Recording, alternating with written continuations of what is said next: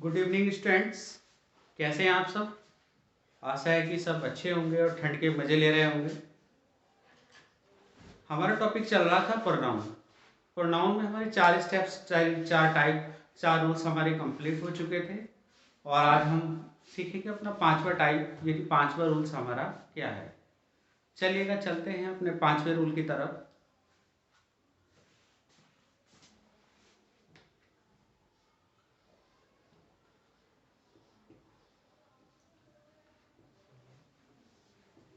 Rule number 5।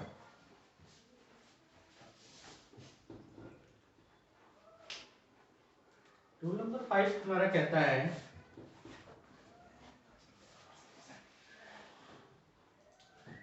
अगर कोई sentence start होता है, कोई भी सेंटेंस स्टार्ट होता है दोस्तों, सब्जेक्ट से स्टार्ट होता है और यहाँ पर लास्ट में यहाँ पर अगर एज और देन आ जाता है,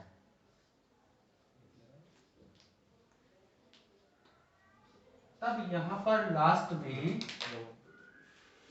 सब्जेक्टिव केस का यूज किया जाता है।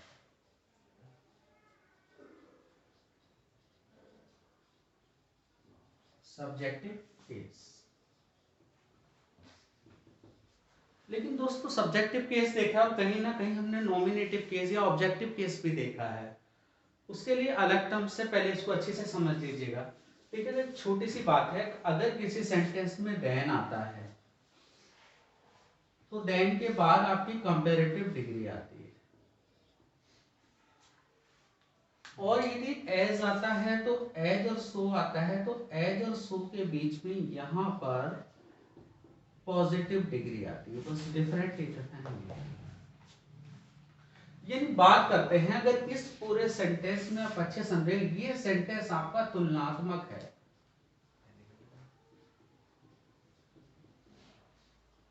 तुलनात्मक का मतलब अगर कंपैरिजन बता रहा है, क्या बता रहा है? कंपैरिजन।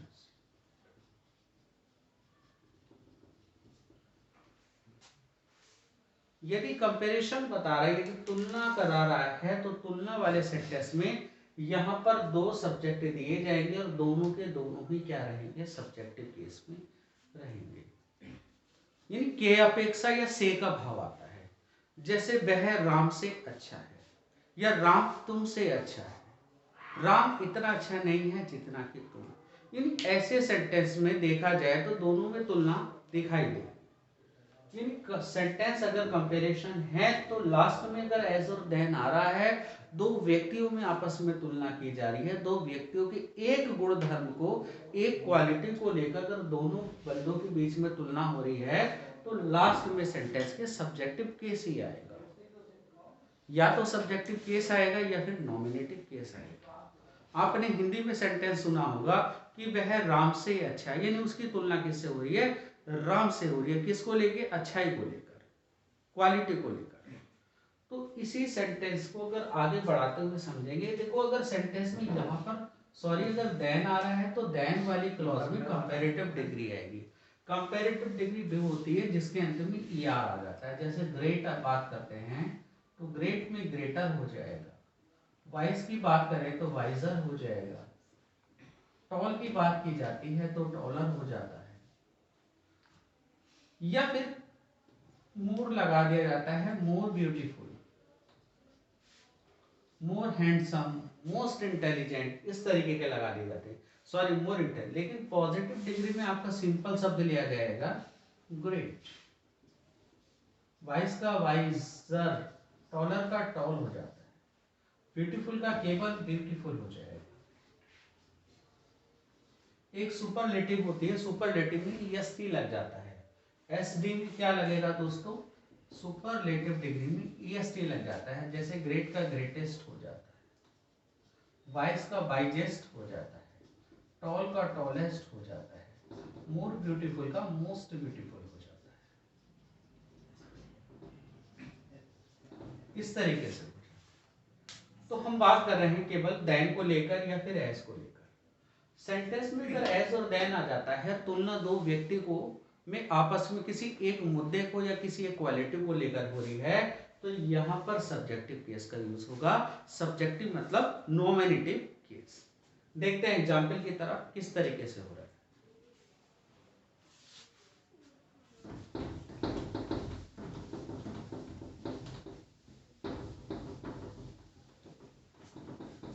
एग्जाम्पल है हमारा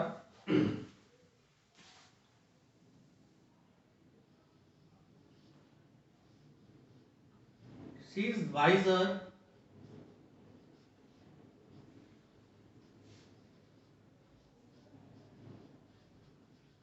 देन मी, जो कि सेंटेंस हमारा गलत है,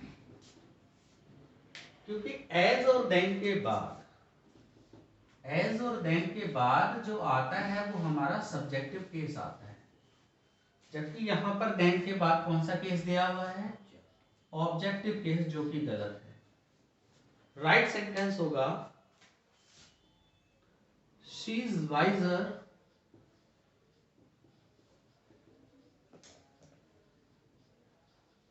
then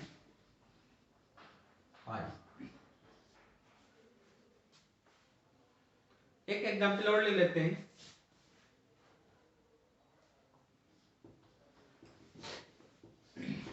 Mohit is not so intelligent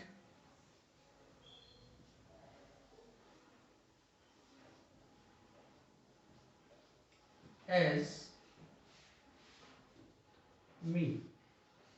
तो यहां पर ये गलती है, मी के स्थान पर दोस्तों क्या हो जाएगा, आई हो जाएगा, क्योंकि इंटेलिजेंट को लेकर बात चल रही है। यहाँ पर कंपैरिजन हो रही थी, लेकिन कंपैरिजन से क्लियर हो गया कि कौन बड़ा है, कौन इंटेलिजेंट है, कौन नहीं। लेकिन सेंटेंस में तुलना करने के बाद पता चला ये वाक्य तो तुलनात्मक ही हुआ हमारा।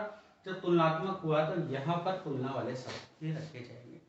ये ठीक वैसे ही जैसे आपने दंगल मूवी देखी होगी, तो समान वेट वालों की फाइट होती है, सिमिलर एज वालों की होती है। तो इसी तरीके से दोनों चीजें यहाँ पर जो तुलना हो रही है, तो दोनों चीजें ही हमारी क्या हो जाएगी, सिमिलर होगी। मतलब अगर यहाँ सब्जेक्टिव केस है तो यहाँ पर भी सब्जेक्टिव केस होगा।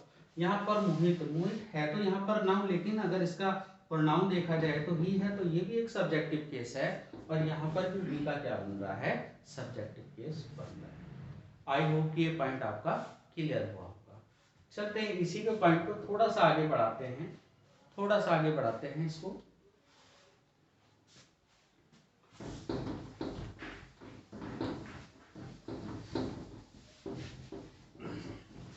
इसी के सिमिलर में अगर ऑब्जेक्टिव, अगर किसी टॉपिक को लेकर, एक क्वालिटी को लेकर अगर ऑब्जेक्ट आ जाता है, यानी कह सकते हैं कि अगर सेंटेंस का फॉर्मेशन अगर इस तरीके का हुआ, सब्जेक्ट, सब्जेक्ट के बाद यहां पर हेल्पिंग वर्ब या मेन वर्ब, और यहां पर कोई ऑब्जेक्ट आ रहा है,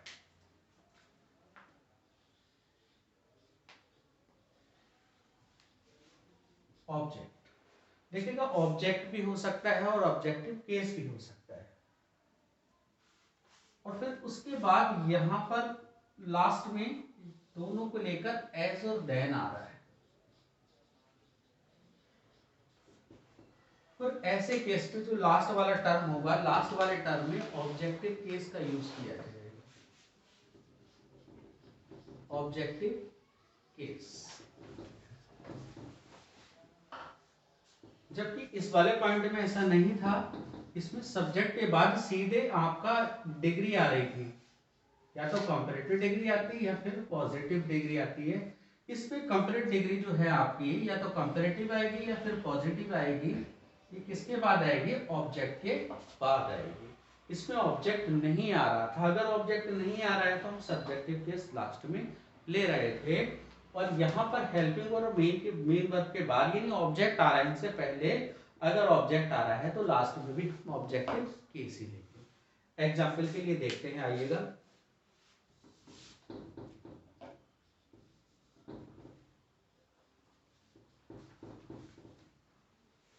I love you better than he, गलत है। ऑब्जेक्ट हुआ हमारा यहाँ पर ऑब्जेक्ट कह सकते हैं, ऑब्जेक्टिव केस कह सकते हैं। फिलहाल ये हमारा ऑब्जेक्ट है। देखिएगा जो वर्ब के बाद आता है वो अगर कोई प्रोनाउन में आ रहा है तो वो ऑब्जेक्टिव केस हो जाएगा, यदि कोई नाउन है तो वो ऑब्जेक्ट कहलाया जाएगा। तो यहाँ पर 8% के लिए ऑब्जेक्टिव केस भी आ सकता है और ऑब्जेक्ट भी आ सकता है। I love you better than he, यानी मैं तुमसे उसकी अपेक्षा अधिक प्रेम करता हूँ, वो इतना नहीं करता है, ये इस बंदे की बुराई कर रहा है। जब इसको बुराई करेगा तो इसको अपने आप से छोटा ही आंकेगा है। तो सेंटेंस में यहाँ पर अब देन के बाद क्या आने वाला है वो आप अच्छे से जान गए होंगे। यहाँ आएगा हमारा आई love you better then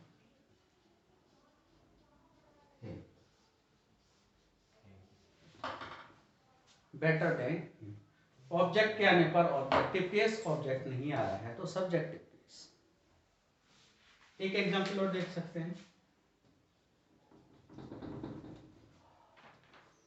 I know this book. I know this book as good as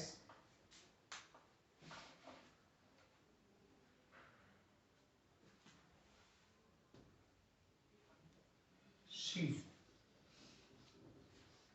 mistake है। ऑब्जेक्ट हुआ हमारा दिस बुक, तो केस भी हमारा कैसे आना चाहिए? केस भी हमारा कैसा होगा? Objective case, because of object, क्योंकि ऑब्जेक्ट आ रहा है तो इसलिए ऑब्जेक्टिव केस होगा। I know this book as good as.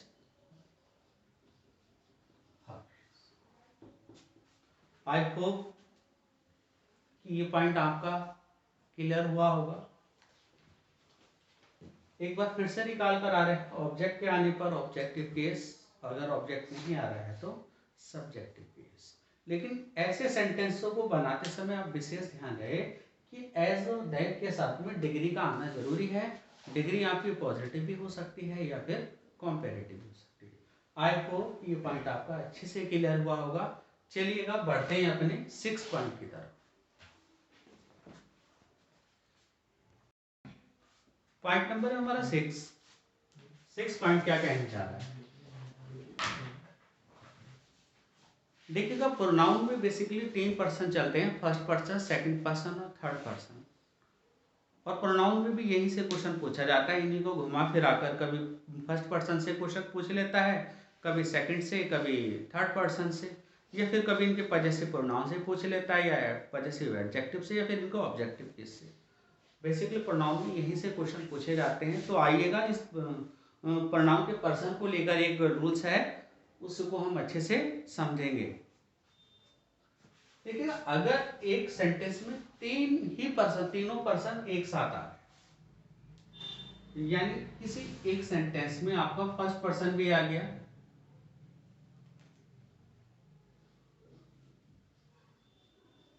यदि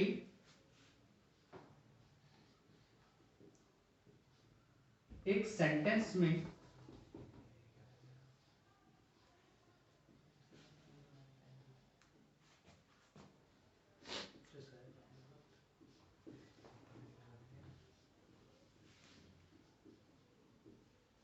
तीनों पर्सन एक साथ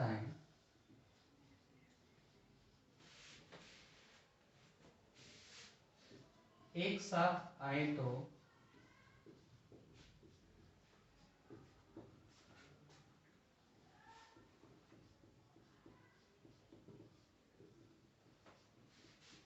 उनका क्रम क्या होगा?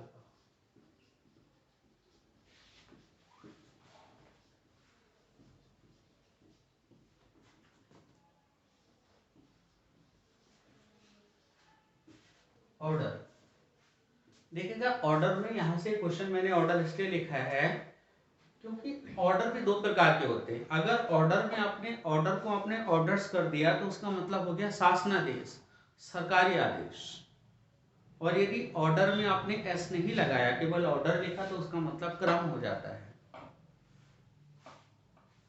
ऑर्डर का अगर आपसे पूछा जाए तो ऑर्डर्ड कर दिया तो ये एक तरीके की वर्ब बन गई है। ऑर्डर एक तरीके से क्रम है, और यदि ऑर्डर्स कर दिया तो ये आपकी नाउन बन जाती है। तो उनका ऑर्डर या क्रम किस प्रकार होगा?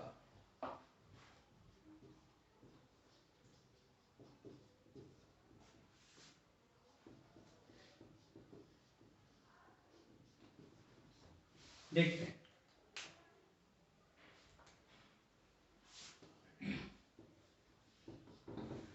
अगर सेंटेंस लिखा हो, या तो वो सेंटेंस आपका रॉन्ग वे में होगा या फिर आपका राइट वे में होगा। अगर रॉन्ग वे में है तो उनका पर्सन्स का जो इंटेंशन है, जो इरादा है, वो भी रॉन्ग ही होगा, वो भी गलत ही होगा। और यदि सेंटेंस राइट वे पे लिखा हुआ है तो उन पर्सन्स का जो इंटेंशन है वो भी कहीं ना कहीं वो राइट ही होगा, अच्छा डिटर्मिनेशन होगा। यानी एक ही सेंटेंस में अगर 3 वाक्य है, अगर वो अच्छा इरादा है, अच्छा काम कर रहे हैं, तो उनका ऑर्डर अलग होता है, और यदि कोई वो गलत काम कर रहे हैं तो उनका ऑर्डर अलग होगा। तो यदि इसको हम अच्छे ऑर्डर को, अगर गुड सेंस की बात की जाती है, गुड सेंस,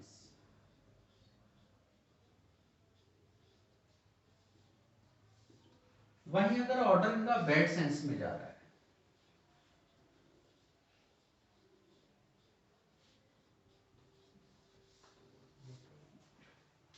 गुड सेंस का मतलब तीनों बंदे एक साथ बैठ के पढ़ाई कर रहे हैं, या तीनों बंदे किसी की सेवा कर रहे हैं, ये तीनों बंदे एक अच्छा सा काम कर रहे हैं, सोशल सर्विस कर रहे हैं, बैड पर्सन्स पे पिटाई कर रहे हैं, लड़ाई कर रहे हैं, डकैती कर रहे हैं, लूट मार कर रहे हैं, इस तरीके के सेंटेंस को बैड सेंस कहा जाता है। देखिए, अगर एक साथ आते हैं तीनों पर्सन और उनका काम अच्छा है, तो उनका जो क्रम होता है वो क्रम होता है 1 2 3, सॉरी 2 3 1,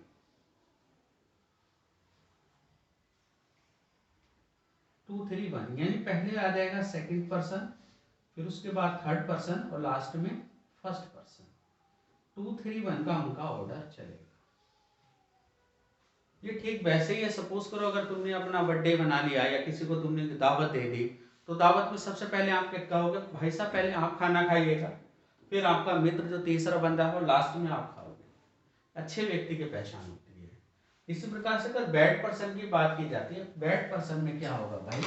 बैड पर्सन का थोड़ा सा उल्टा हो जाता है, पहले आएगा आपका फर्स्ट पर्सन, और फर्स्ट पर्सन के बाद फिर आता है आपका सेकंड, और लास्ट में आता है आपका थर्ड। कि पहले मैं खाऊंगा, बैंक में रॉबरिंग करने गए तो बैंक में सबसे पहले फर्स्ट पर्सन 2000 का नोट रखेगा, सेकंड जो नीचे उसका हेल्पर होगा, और थर्ड जो उसको नीचे उसकी देखभाल कर रहा होगा। तो बैड सेंस हो गया। तो बैड सेंस, सेकंड पर्सन और थर्ड पर्सन। आएगा सेंटेंस की तरफ बढ़ते हैं, एग्जाम्पल की तरफ।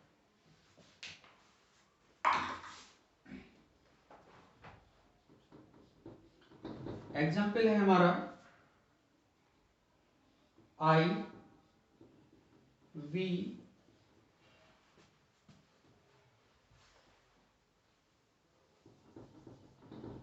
I, you and he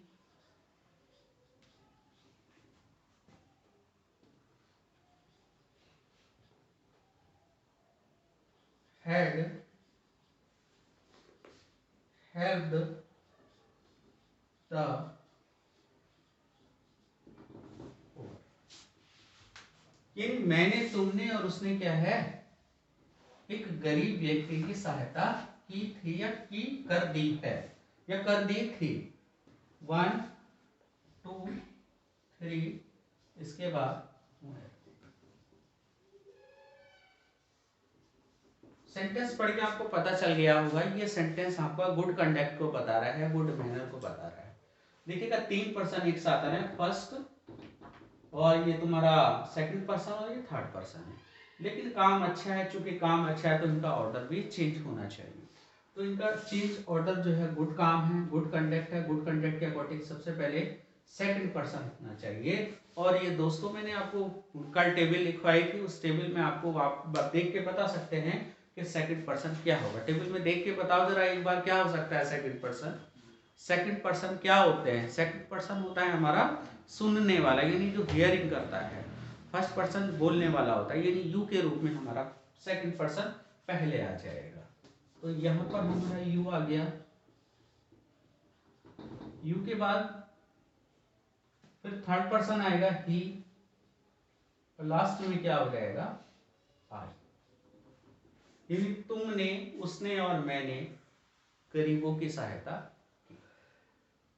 I hope कि पॉइंट आपका क्लियर होगा। चलेगा एक एग्जाम्पल की तरफ और बढ़ते।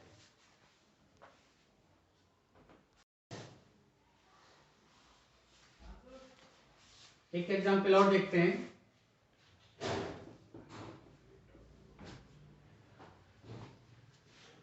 You, he and I, you, he and I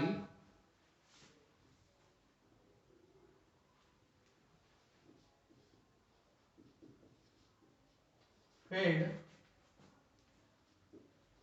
in this exam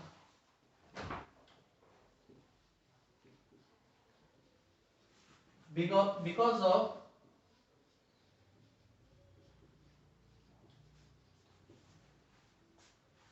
of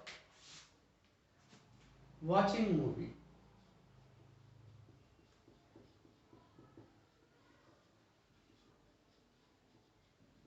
all time।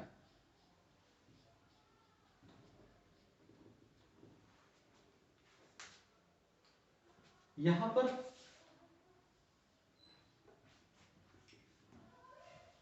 All time, all time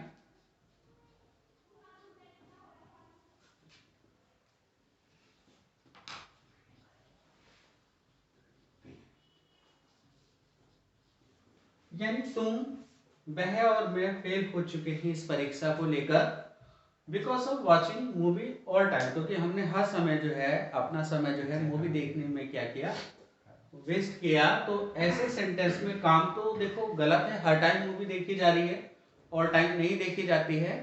तो ऐसे सेंटेंस में अगर देखा जाए तो यहाँ पर भी तीनों पर्सन एक साथ आ गए हैं। जब तीनों पर्सन एक साथ आ गए हैं बैड सेंस से, तो बैड सेंस का ऑर्डर होगा 1 2 3, यानी पहले फर्स्ट पर्सन आएगा, फिर सेकंड पर्सन आएगा और उसके बाद थर्ड पर्सन आएगा।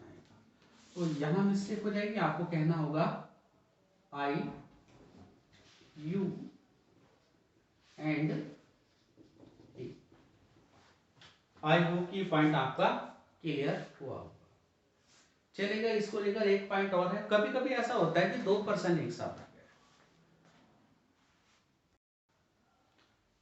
चलिए इसमें देखिए थोड़ा सा एक इम्पोर्टेंट पॉइंट और है। देखिए जब ये तीनों पर्सन आ रहे हैं और तीनों पर्सन अलग अलग हैं, तो इनके साथ वर्ब कैसे लगने वाली होती है। तो वर्ब इनके साथ अगर आती है तो प्लूरल आएगी, मतलब अगर कहीं ये जा रहा है तो आ जाएगा, और हैज है तो है हो जाएगा, और वॉज है तो वर आ जाएगा। बस अगर वर्ब से पूछा जाएगा तो इन तीन ही सेंटेंस से पूछा जाएगा, वरना तो बेसिकली क्वेश्चन ये प्रोनाउन से बनता है। एरर आपका प्रोनाउन भी देगा, आपको प्रोनाउन क्या करनी पड़ेगी, फाइंड आउट करनी पड़ेगी कि right pronoun according to the sentence क्या होती है या क्या होने वाली है। बाय द वे अगर इन्हीं टाइप के सेंटेंस में दो पर्सन आ गए, कोई सभी दो पर्सन एक साथ आ सकते हैं, तो दो पर्सन आ जाते हैं तो उन दो पर्सन के अकॉर्डिंग वर्ब तब भी प्लूरल ही लगेगी। ये वर्ब एंड से जुड़ गए, दो नाउन प्रोनाउन अगर एंड से जुड़ते हैं तो वर्ब प्लूरल आएगी, लेकिन उनका ऑर्डर क्या होगा। ऑर्डर दोस्तों वही क्रम से होगा, जैसे कि अगर गुड सेंस में है तो गुड सेंस के अकॉर्डिंग होगा, और बैड सेंस में है तो बैड सेंस में। देखते हैं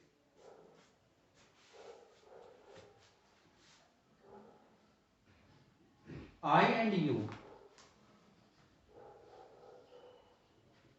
I and you will speak to her, will speak to her tomorrow, I and you will speak to her tomorrow. देखिएगा यहां पर हमारे दो पर्सन आए हैं, दो पर्सन हैं, दो पर्सन में मैं और तुम उससे कल बात करेंगे, ठीक है, अच्छी बात है। अब सेंटेंस एक तरीके से बैड सेंस तो नहीं है, बात करना तो किसी से कोई गलत बात नहीं है, लेकिन सेंटेंस हमारा गुड सेंस में है, और गुड सेंस में है तो गुड सेंस का आपको पता है, गुड सेंस में था हमारा 2 3 1, यानी सेकंड पर्सन, थर्ड पर्सन और फर्स्ट पर्सन। इसमें से हमारा थर्ड पर्सन गायब है, थर्ड पर्सन चलो गायब कर देते हैं, लेकिन ऑर्डर फिर भी क्या बना, ऑर्डर क्या बना, ऑर्डर बना हमारा सेकंड और फर्स्ट, भले से थर्ड हमारा गायब हो गया, इसलिए यहां पर मिस्टेक हो जाएगी। सेंटेंस को हमें क्या करना पड़ेगा, you and I will speak her tomorrow. ठीक इसी प्रकार से निगेटिव सेंटेंस की बात की जाती है। अगर निगेटिव सेंटेंस में अगर इसको ऐसे घुमा फिरा कर दे दिया जाए, you and I, you and I will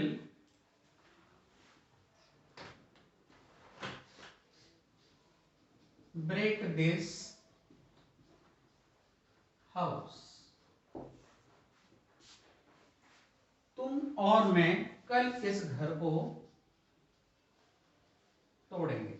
किसी का घर तोड़ना अच्छी बात नहीं होती है, तो यहाँ पर बैड सेंस दिखाई दे रहा है, लेकिन मिस्टेक अगर आपसे पूछा जाए कि 1 2 3 नो एरर, तो मिस्टेक हमारी इस सेंटेंस में हो जाएगी, क्योंकि बैड सेंस में क्या चलता है, 1 2 3 चलता है, 1 2 3 चलता है, लेकिन यहाँ पर 3 नहीं है, तो 3 नहीं है तो क्या है, यानी फर्स्ट पर्सन और सेकंड पर्सन है। तो फर्स्ट पर्सन क्या है हमारा आई, और सेकंड पर्सन क्या हो जाएगा हमारा। आई होप ये पॉइंट आपका अच्छे से क्लियर हो गया। पर्सन भले एंड से जुड़ रहे हैं, चाहे सेकंड पर्सन हो या थर्ड पर्सन हो, वर्ब हमेशा प्लूरल ही आती है। वर्ब आपकी ऐसे सेंटेंसों में अगर पर्सन से ऐड हो रहे थे, वर्ब कभी भी सिंगुलर नहीं आएगी, वर्ब मतलब प्लूरल आ जाएगी। चलेगा, बढ़ते अपने रूल्स नंबर 7 की तरफ। देखिए रूल नंबर 7 है हमारा,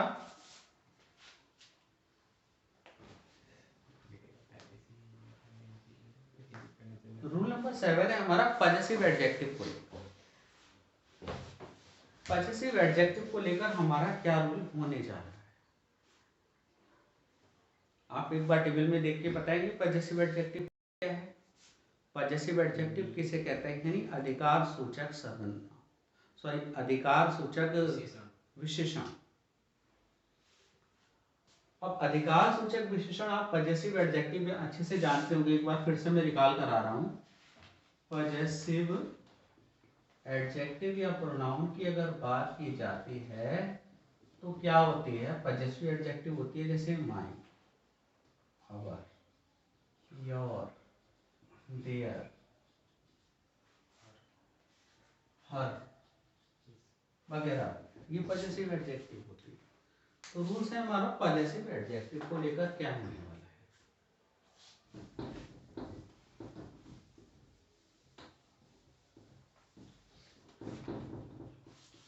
जब दो पर्सन एंड से जुड़े, जब दो पर्सन एंड से जुड़े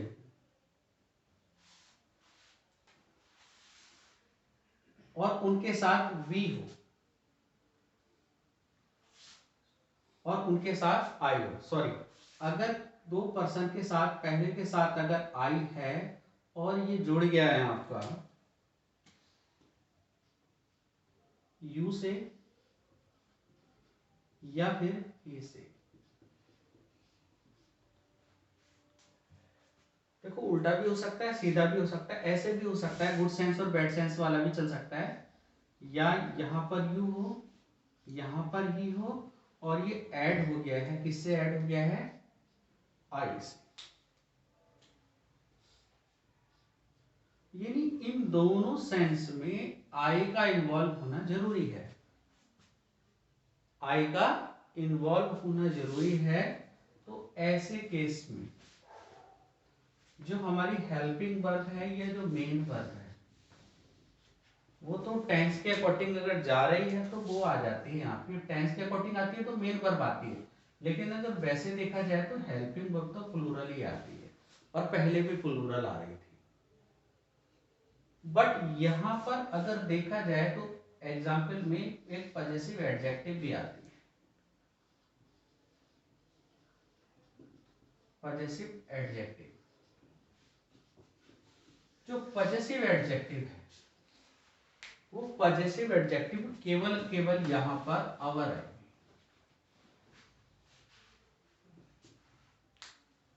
एग्जाम्पल में वो यहां पर योर लिख के देगा तो गलत है, देयर देगा तो गलत है, हिज या हर देगा तो गलत है, माई तो आएगी नहीं, या फिर यहां पर माई दे दिया तो गलत। केवल और केवल क्या आएगी? अवर आएगी। क्योंकि जब दो पर्सन के साथ में आई का इन्वॉल्व होता है तो दोस्तों ये सारी चीजें बन जाती हैं हम, और हम की ट्रांसलेशन होती है वी, और वी की पॉजेसिव एडजेक्टिव होती है आवर। जैसे प्रिंसिपल साहब गए और प्रिंसिपल साहब ने टीचर से पूछा कि तुम क्या कर रहे हो, तो टीचर ने रेस्पॉन्स दिया, आंसर दिया कि हम सीख रहे हैं या हम पुस्तक पढ़ रहे हैं। तो उसमें टीचर फर्स्ट पर्सन जब बोलता है तो फर्स्ट पर्सन ने अपने आप को भी शामिल किया और सेकंड पर्सन के रूप में तुम्हें भी शामिल किया। तो जब आई और यू जब एक साथ बनते हैं तो वो हम की आवाज देते हैं, बी की आवाज देते हैं, और जब वो बी की आवाज देंगे तो बी के लिए पॉजेसिव एडजेक्टिव अवर है। अब आप अच्छे से समझ गए होंगे कि आई यूज चाहे रॉन्ग सेंस में हो या बैड सेंस में हो, वो मैटर नहीं करेगा। ऑर्डर आप सिस्टमेटिक तरीके से कर सकते हैं। रॉन्ग सेंस में है तो आप क्या रखेंगे? आई को पहले रख देंगे, और बैड सेंस में सॉरी और राइट सेंस में है तो आई को लास्ट में रखेंगे। लेकिन आएगा यहाँ पर पॉजेसिव एडजेक्टिव अवर। एक एग्जांपल देखते हैं।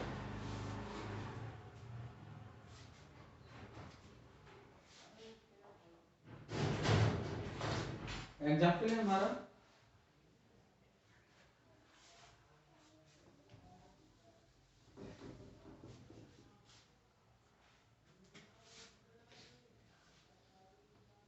you and I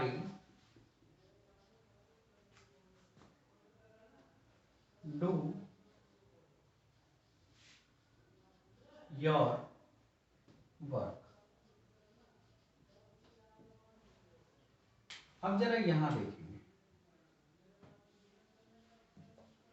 दो पर्सन हमारे यू एंड आई, प्लूरल है तो इसलिए वर्ब भी हमारी प्लूरल आ गई, या मेन वर्ब भी हमारी कैसी आती है? प्लूरल ही आती है। प्रेजेंट इंडेफिनिट के अकॉर्डिंग बहुवचन के साथ में वर्ब प्लूरल आती है। ठीक है, ये बना आपका वी, और वी की पॉजेसिव एडजेक्टिव होती है ओ यू आर, इसलिए यहाँ पर योर नहीं है। बेसिकली एग्जाम में कैसे क्वेश्चन पूछे जा सकते हैं? क्वेश्चन ऐसे देता है,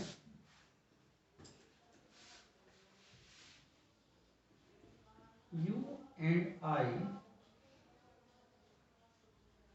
हैव डन, यहां डैश दे दिया, वर्क केयरफुली, केयरफुली ऑप्शन दे दिया, योर, माइंड, देयर,